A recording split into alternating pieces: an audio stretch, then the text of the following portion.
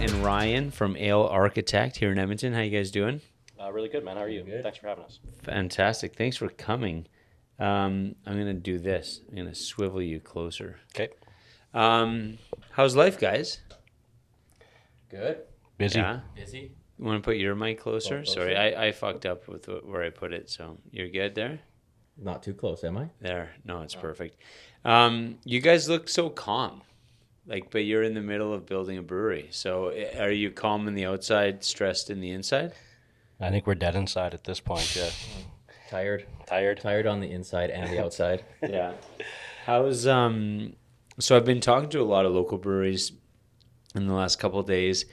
And actually I never thought breweries were good at keeping a secret, but no one that I've talked to has mentioned that you guys are opening soon. They've alluded to it, but they haven't done a name drop.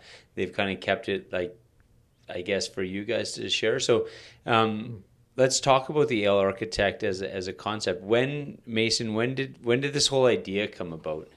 Well, actually, a friend of ours, Adam, brought the three of us together, and we all sat down one day and we said, we want to make beers for friends of ours. Yeah.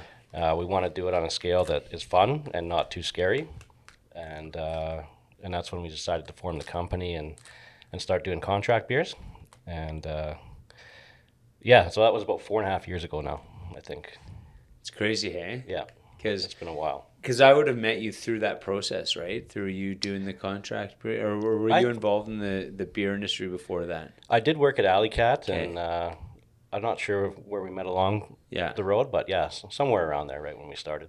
Because I've in my mind, Ale Architect has always been something that's been in the process, and obviously. I don't know if you guys remember, but we went through this COVID thing. So there's been some obstacles along the way, which is crazy. But so to see you guys so close to the finish line is awesome. And then Ryan, let's talk about kind of where you fit into the whole concept. You guys have been doing it from day one. Started off with Mason and I were brought together by Adam Campbell, friend of ours. Somewhat of a Alberta brewing, I don't know what you want to call him, legend. Legend. Maybe? Yeah. He worked for many breweries in the province here. A lot of the beers we still drink today, I think, are his recipes from different breweries. And so we started off with this concept, the Ale Architect concept, which is Mason comes from an engineering background, and I come from a creative background. And architecture is sort of the marrying of design and engineering. So in the way that an architect puts together a building with all of these different disciplines, that's what we're doing with beer. So we're taking basic building blocks of beer and combining them to create something complex and unique and interesting. So my contribution to the team here is the creative side. Nice. So when you say creative, are you responsible for the labels and Yes. all that? Yeah? Yeah. Nice. And then what's your contribution? Oh, I don't do anything, man. I'm Picking up on that. No, it's Mason usually settles me down when my ideas get too big. Ryan's the visionary, and I'm the practical implementation. So Nice. I take care of a lot of the business stuff, all the paper stuff, and all the boring stuff. Yeah. And that's sort of my background. And I do have a background in beer, and I do understand it and stuff. But Ryan is the creative input. Nice. And then as far as brewing, sorry, you have a third partner? No, just the two of us. Sorry. Okay. So when you guys open, right now you're contract, is that right? Correct. Okay. So when you open, who's going to be brewing?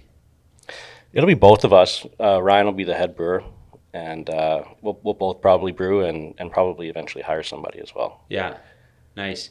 When you guys think about beer, what beers are you guys drawn to? Oh, right now we drink mostly lagers and hazy hoppy beers. Yeah. But I don't know, we've been around this industry and around beer for so long, I think we pretty much like everything. And so is there a type of beer that Ale Architect is going to represent, or are you guys kind of you're open to kind of creating new beers as you want? We're definitely going to have a variety of beers. Yeah. Right now we have our lager, which is our flagship beer. We have a Belgian beer, Django wit beer, which is a flagship for us, and that's where we kind of started. And then we're going to champion the hazy, I think. We're going to try to do, we already do a lot of hazy beers, Yeah. pale ales, New England pale ales, double IPAs, and just expand that. There's a lot of new products and new technologies and new processes in just that category of beer that we're really excited to pursue. Yeah. And then just follow the industry as new things come up and maybe try to invent some of our own things and not be, we definitely don't want to be a jack of all trades. We don't want to be an expert at every single kind of beer or a generalist in every single kind of beer. But we want to be really, really good at making beers for our friends. So popular beers. Nice. So what beer do you gravitate towards? Me? For yourself, if you were just to make a beer for yourself. I would make a Helles Lager. Yeah. Yeah. And what about you, Mason? Probably first and foremost an IPA guy. Yeah. Just IPAs all around, but I drink a lot of lager as well. Nice. So you guys are in Edmonton. Are you guys born and raised Edmontonians, or why did you choose Edmonton to be the location for your brewery? I'm born and raised in Edmonton. Yeah. Yeah. What about you? I'm from Camrose. Yeah. About an hour southeast of Edmonton here. And then what's your background? You were with the Camrose Brewery for a while, is that right? Correct, yeah. I worked for the Norseman Brewing Company in Camrose, small brew pub. I like to say it's a brew pub inside of a nightclub, inside of a hotel. Really unique place. One of the, I think it was the 10th or 11th license to be handed out in Alberta for. I was going to say, they've really kind of been under the radar for a lot of people, right? Like, they've been around longer than I think people would really realize. Yeah, Yeah. 2011, I believe, was their first year. Okay, so Ale Architect, can we talk about when you guys are planning to open? So it's been about, you said 4.5 years of Yep. just from when the idea came to you guys to now. But you're very close to brick and mortar at this point, right? Yeah, so from a timeline standpoint, 4.5 years ago we started contracting, or we came together, and then for 4 years now we've had a business, probably 3.5 years of contracting, and then I think it was about a year ago we got the keys to the building. We had looked for our own space for about 3 years. It took forever to find a space, and then we found the perfect space. We were able to actually start construction in March. We've been building out since then, and now we're at the point where the brew house is functional. Drywall is up, and it's just a matter of finishing touches and closing out city inspections and things like that. So we're about 2 months, I'd say. I'm hesitant to say because I've been saying 2 months for months now, but yeah, we're looking at a couple months out yet. And I admire your optimism because you have construction as your background. So you know that there's delays, and yet you've still been optimistic. I like that. I think you have to be, because if in your head the deadline is far away, that's where you'll end up. Totally. And so you guys are going to be in an area that's been labeled Happy Beer Street. Was that intentional? Like, was that? Did you know that was all going to kind of come together, or was it like, oh, there's a couple breweries there that we like? Why land on that location? We always liked that area. It's this perfect storm of zoning and residential. The lease rates were right. When we signed the lease to the building, Happy Beer Street wasn't Happy Beer Street yet, but we did know that a lot of our friends had breweries around there, and we wanted to be part of that. Yeah. That scene. Yeah. So you guys have been part of the Edmonton beer culture, beer scene for a long time. And even just in Alberta, if we think about it, the beer culture is relatively new. And granted, there was the Alley Cats and the Big Rocks and the Grizzly Paws before, but in terms of like what it is, it's only, I would say, in the last kind of 10 years that it's really started to really take shape. How would you guys describe the beer culture in Edmonton? Like, if someone's never been to Edmonton, what can they expect when they come and start visiting some breweries? I think we've seen a lot of growth in recent years, and probably the general populace isn't ready for it yet here. But the community here the beer community here is huge and great, and we're producing a lot of fantastic products. For people traveling, like Happy Beer Street's a great example. When I travel to a new place, I look up on a map how many breweries are and what areas that I want to travel to. That's where I pick where my hotel's going to be. So I think Happy Beer Street's a great opportunity for us as well for people traveling. They can come and hang out and go to 6 breweries or 8 breweries in a day or whatever it is. Yeah. I think that's so cool. Like from a tourist perspective is when you literally show them on a map, okay, this is these 6 or this 8 breweries are this close together, and then people start realizing like, oh wow, there's these destinations. And something on some level, just labeling it Happy Beer Street, it's so simple of a concept, but it's so genius at the same time, because you're literally just like showing them like this is Edmonton beer culture right here, and they know that they can walk around. And to your point, if you're coming to Edmonton, get a hotel here and walk around the area. I think it's awesome, man. We don't have as many breweries here as other cities do, but I will say in Edmonton, each brewery is very unique from the others. We have breweries that just do sour beer. We have breweries that just do lagers. Every brewery has sort of its own thing. We don't have a lot of generalist breweries. Right. So you guys started obviously before COVID, but you guys have been building out through COVID. And even outside of the whole pandemic thing, there's been challenges. What have been the biggest challenges for you guys as you guys have kind of built this into what's soon to be a reality?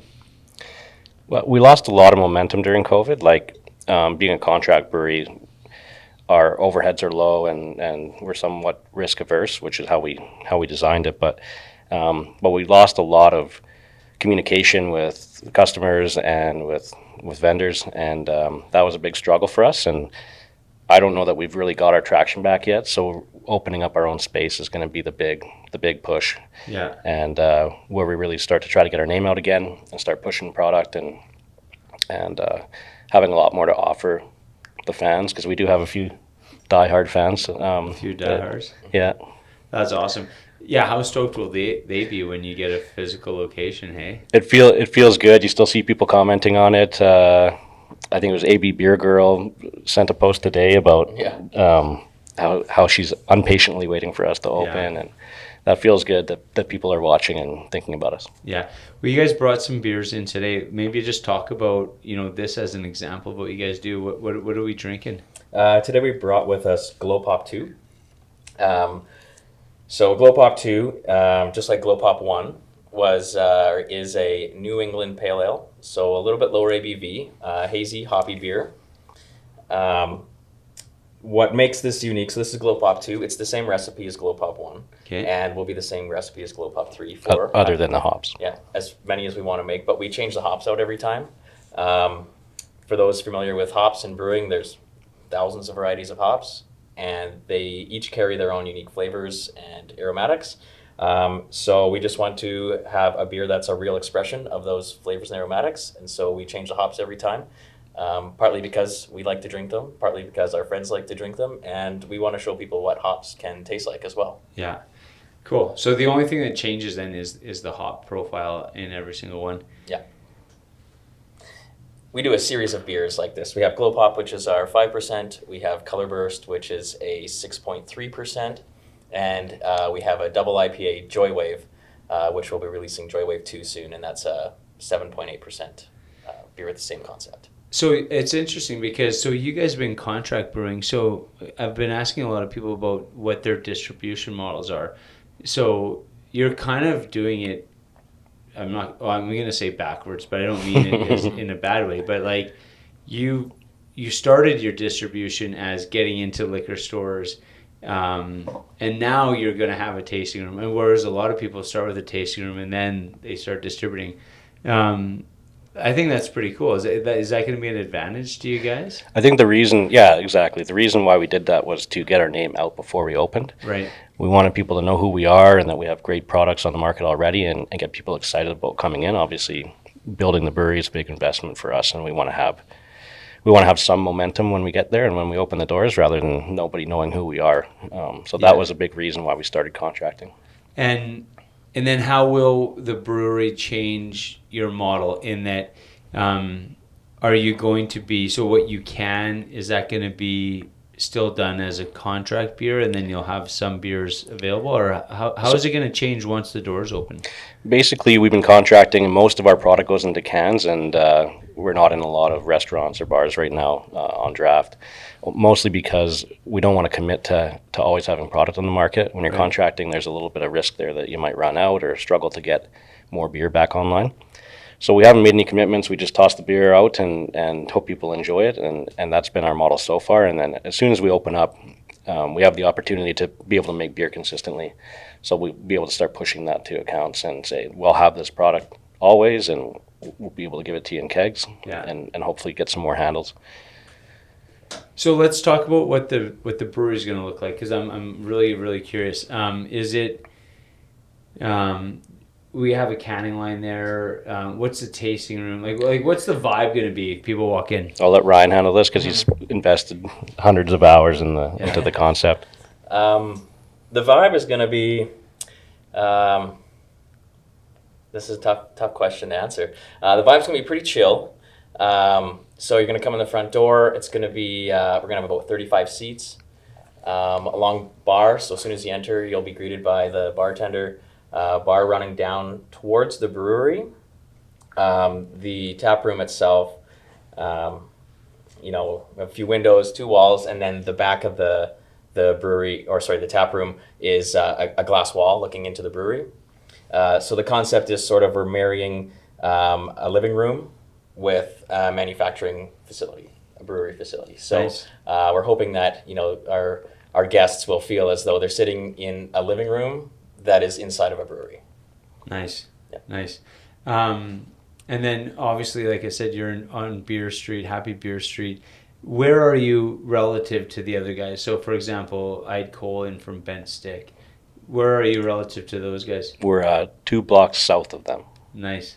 Yeah. Yeah. So there's 3 breweries on that block, and then there'll be 3 breweries on 76th Ave.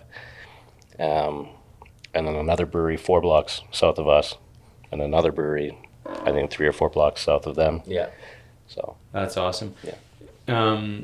I talk a lot about what makes the beer community unique, because I do think I'm grateful that I get to be a part of the beer community, because I've never made a beer in my life. So the idea that I get to be a part of the beer community is kind of funny in a way. But I just think it's made up of so many good people. And my kids make fun of me because especially over COVID when I was working from home and they were at home a lot, and I'd get off the phone and I'd be like, they'd ask me like, "Oh, who are you talking to?" I'd say, "Oh, so and so," and I'm like, "Yeah, they're he's awesome or she's awesome," and then they'd be like, "You always say that. Like every time you go, like, they're awesome. They're awesome." I'm like, "Yeah, I get to hang out with awesome people. Like Yeah. The beer community is so special for me.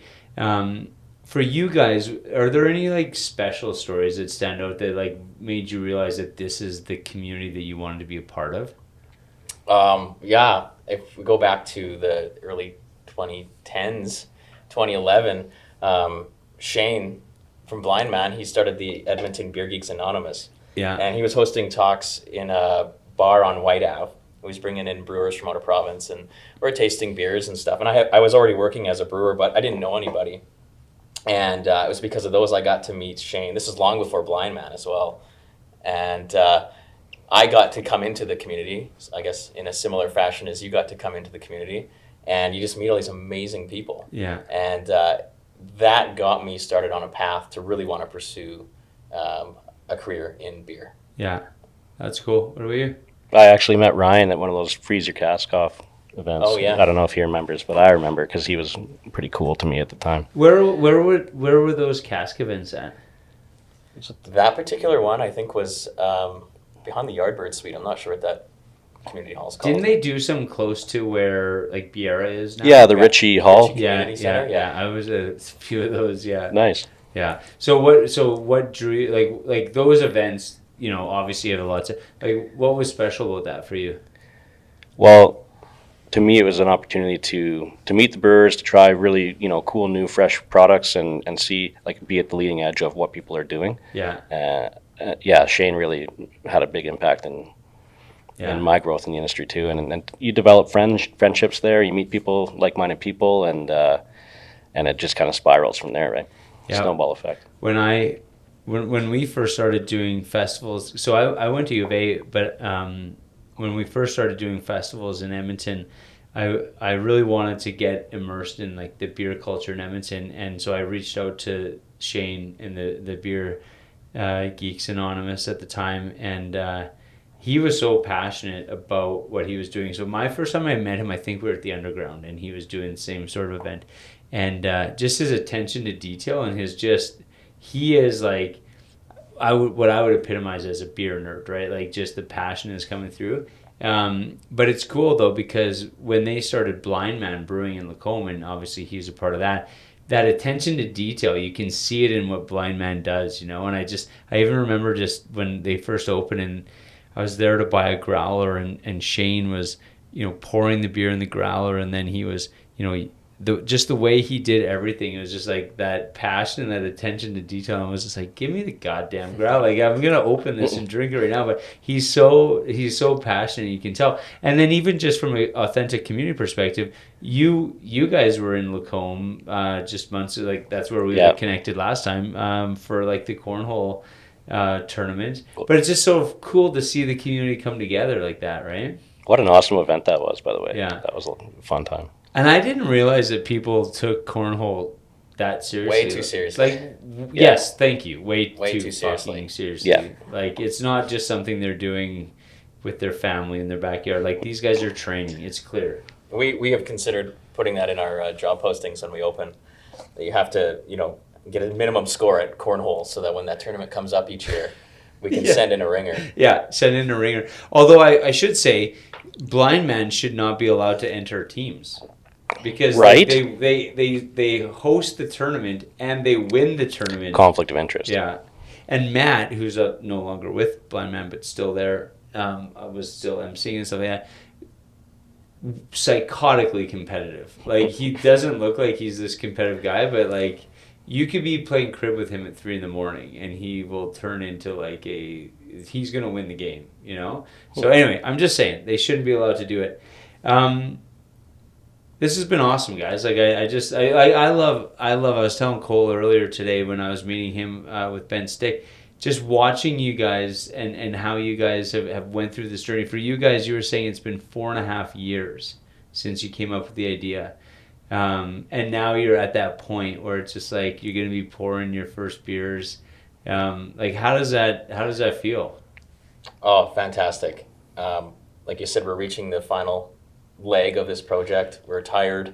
Yeah. It's been very physically draining, emotionally draining, mentally draining.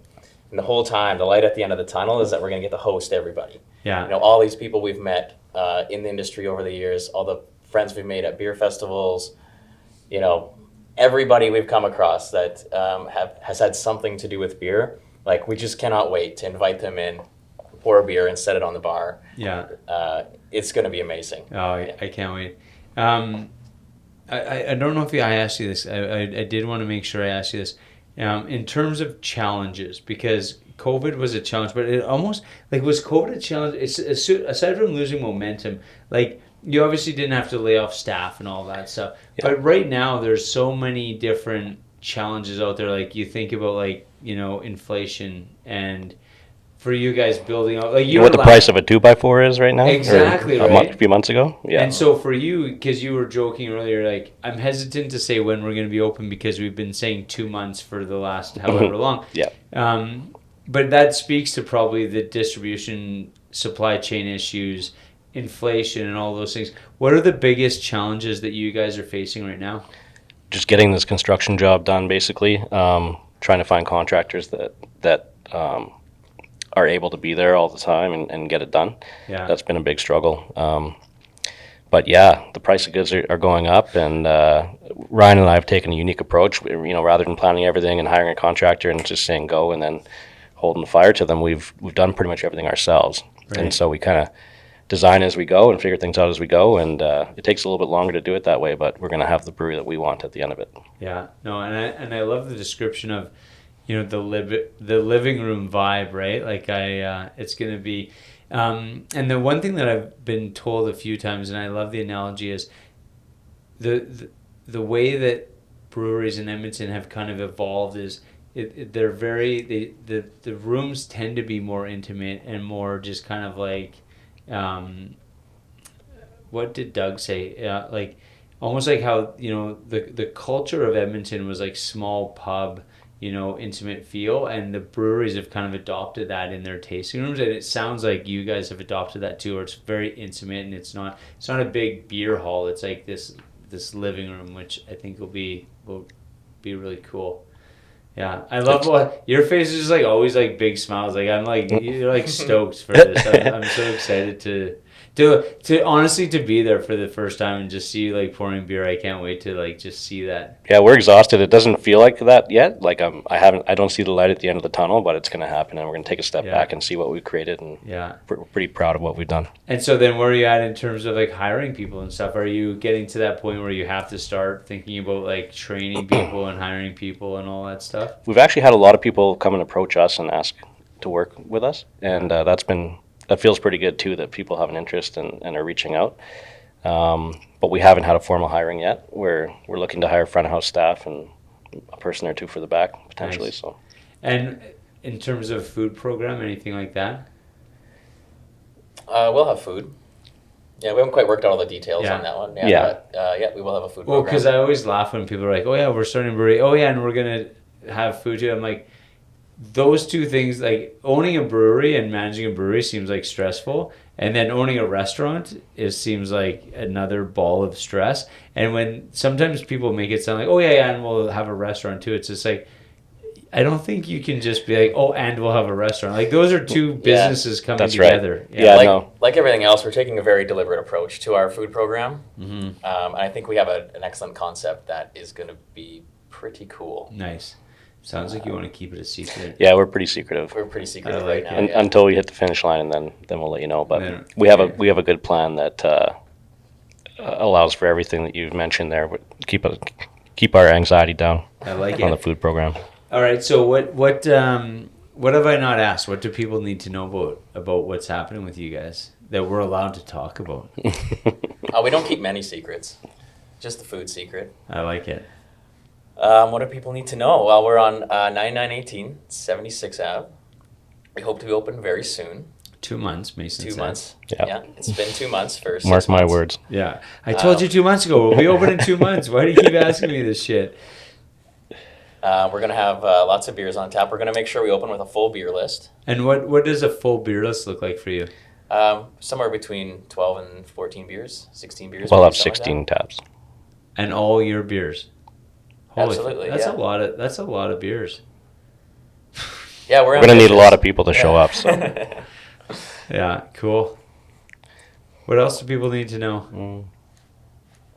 I don't know. We make great beer, and come drink our stuff. I love it, man. Yeah. And just that whole area is just there's so many cool breweries in that area. And just I feel like everybody's vibe is also somehow unique, which I don't even know how that makes sense. Yeah, it's like it happened by accident. Yeah, but it worked out perfectly. Yeah, well, like I said, I'm excited for you guys. I can't wait for it to happen. Congratulations. It's been a long time coming, but the